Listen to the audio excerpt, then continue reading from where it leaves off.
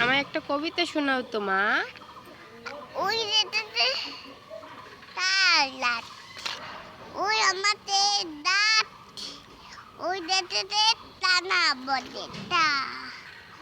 ও বুঝি থাকি ভান্ডাবার থাকি, ভান্ডা আমি দেব না, পুঁটি মাছ খাবো না।